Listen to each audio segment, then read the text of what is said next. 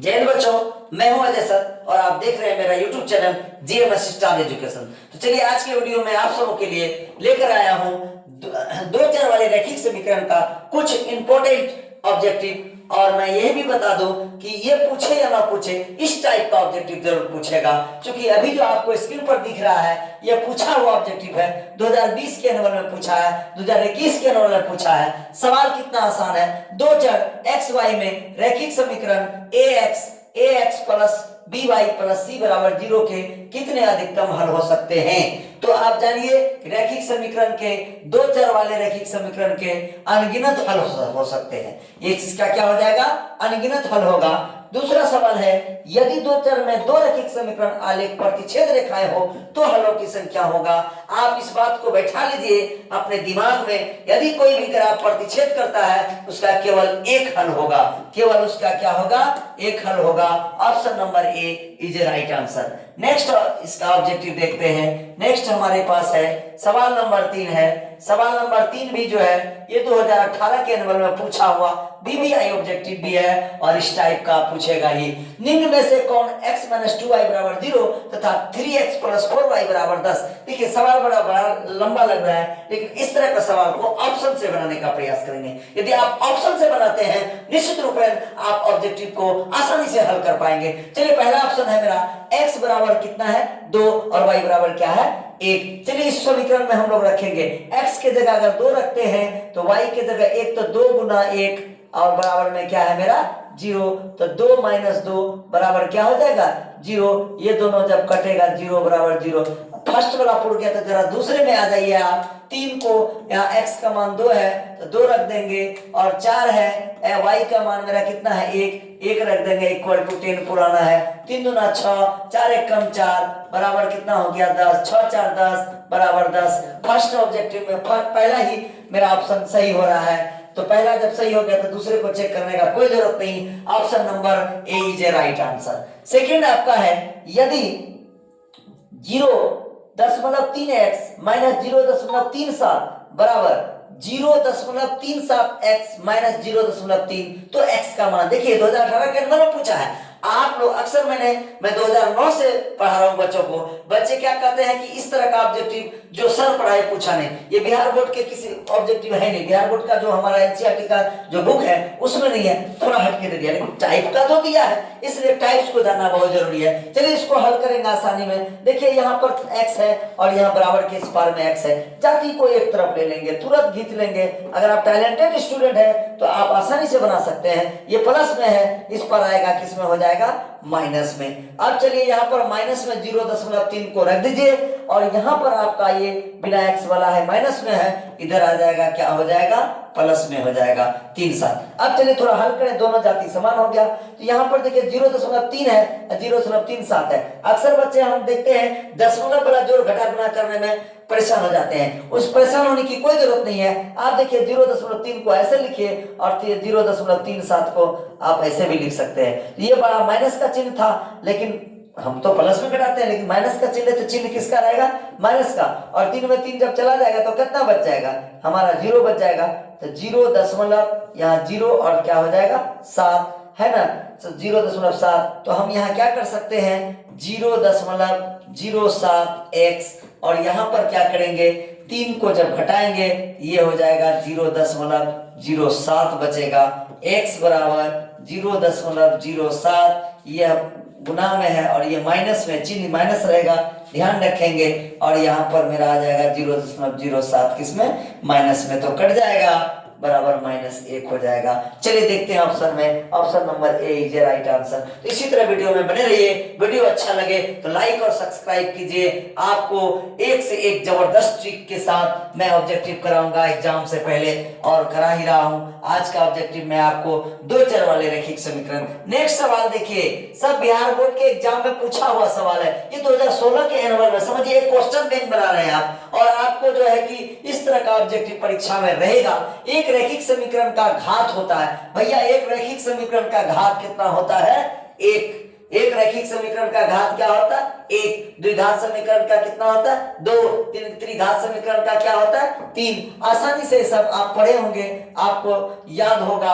Option number C is a right answer. Next सवाल है मेरे पास स्क्रीन पर, देखिए रैखिक समीकरण जो इतना के कितने हल होंगे? तो जरा सा देखिए कितने हल होंगे, इसके लिए हमको क्या करना पड़ेगा? इसके लिए हमको आना होगा a1/a2 बराबर b1/b2 बराबर c1/c2।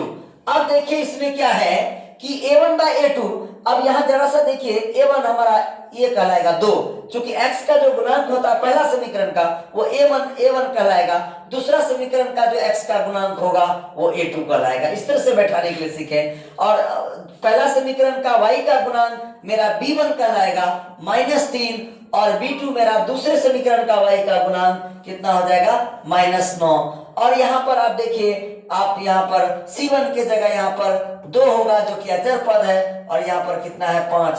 देखेंगे इसको, 2 1 कम 2, 2 तिया 6, 3 1 कम 3, 3 तिया 9, माइनस माइनस खत्म, ये नहीं कटेगा। 1/3 बराबर 1/3 बराबर 2/5। चलिए देखते हैं, ये दोनों बराबर है और यहाँ बराबर नहीं है, और जब यहाँ पर कट जाए, अर्थात आप पढ़े होंगे a1/a2 बराबर b1/b2 not equal to c1/c2, तो इसका कोई हल नहीं होंगे, कोई हल नहीं होगा। इस चीज को आप किताब में 2 चर वाले रैखिक समीकरण में दिया हुआ है, फॉर्मूला को याद रखेंगे। तो चलिए इसमें से देखते हैं, option number B is a right answer, कोई हल नहीं होगा। इस तरह से आप सॉल्व कर करके भी निकाल सकते हैं, और आसानी से आसानी तरीके में आप ऑब्जेक्टिव बना सकते हैं। परीक्षा में 100 ऑब्जेक्टिव रहेगा, उसमें 50 ऑब्जेक्टिव आपको बनाना है, और ये बहुत ही आसान तरीका से बनता है। अगर आप बना लें, आपको 50 नंबर आराम से आएंगे ऑब्जेक्टिव में। नेक्स्ट सवाल स्क्रीन पर दिख रहा होगा आपको,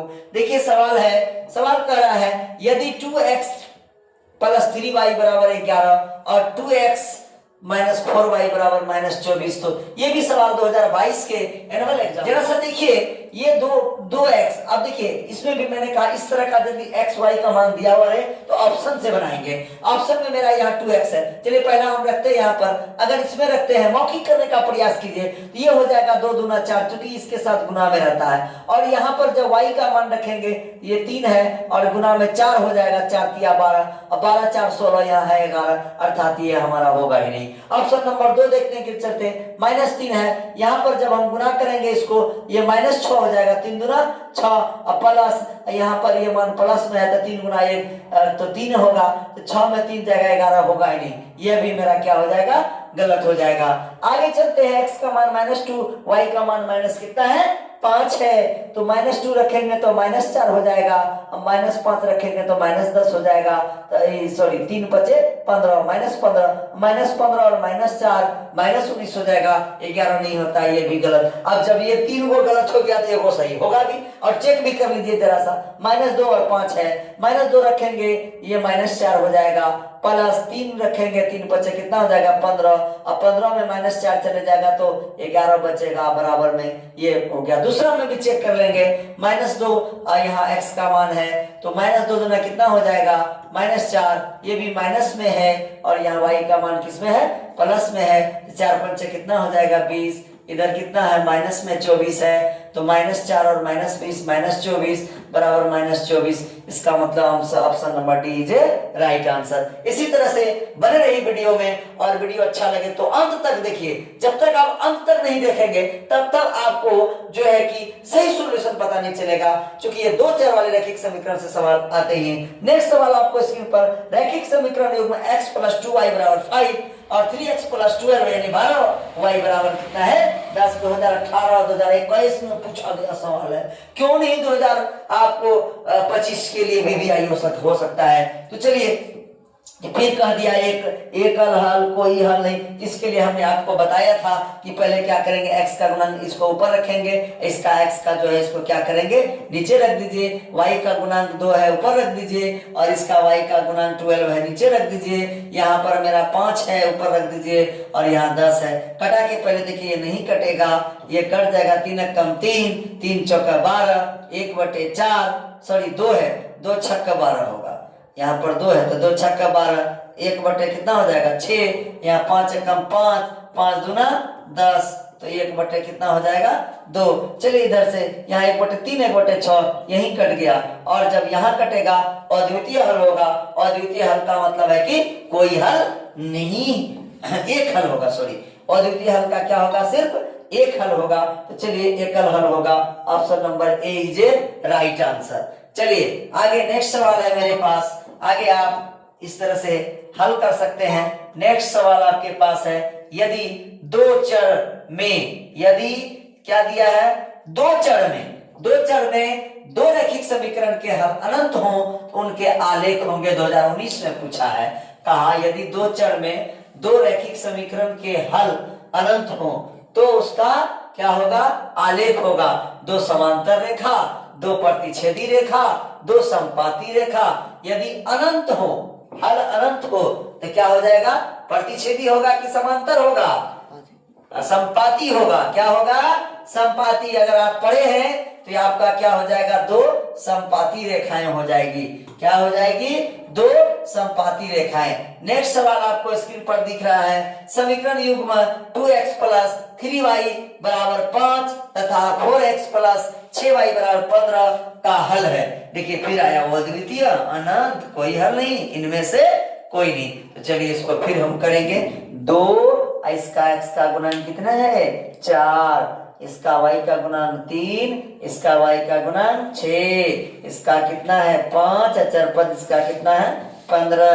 कटाइए 2 एक कम 2, 2 दूना 4, 3 एक कम 3, 3 दूना 6, 5 एक कम 5, 5 तिया 15, 1 बटे 2 बराबर 1 बटे 2 बराबर 1 बटे 3। तो चलिए ये दोनों बराबर हो गया, ये यहाँ और यहाँ जब ये कटे यानी a1 बाय a2 बराबर b1 by b2 not equal to c1 by c2। इसका फॉर्मूला आप पढ़े होंगे कि कोई हल नहीं होगा, कोई हल नहीं होगा। चलिए ऑप्शन देखिए कहाँ है मेरा, कोई हल नहीं होगा, option number C is right answer. इसी तरह से आप सबों को मैं जो है कि हर चैप्टर का ऑब्जेक्टिव का टाइप्स बताता रहूंगा। आपको वीडियो अच्छा लगे लाइक और सब्सक्राइब कीजिए। जय हिंद, जय भारत।